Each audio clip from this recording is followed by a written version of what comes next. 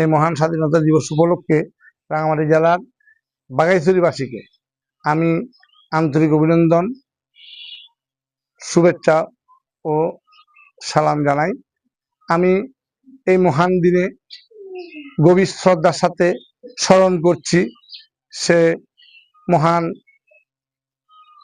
স্বাধীনতার ঘোষক শহীদ president major Ziaur রহমানকে, যার ঘোষণা না হলে আজকে আমরা এই স্বাধীন দেশটি পেতাম না। আজকে এই শহীদ প্রেসিডেন্ট জিয়াউর রহমানের উত্তরসূরি দেশমাতা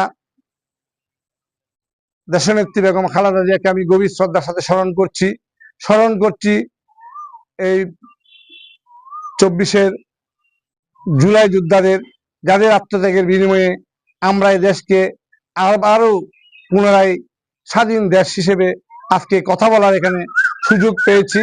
তাই আমি দেশবাসী সহ রাঙামাটিবাসীর এই বাঘাইছড়ি উপজেলা পৌরবাসীকে আন্তরিক অভিনন্দন, সালাম ও শুভেচ্ছা জানাই।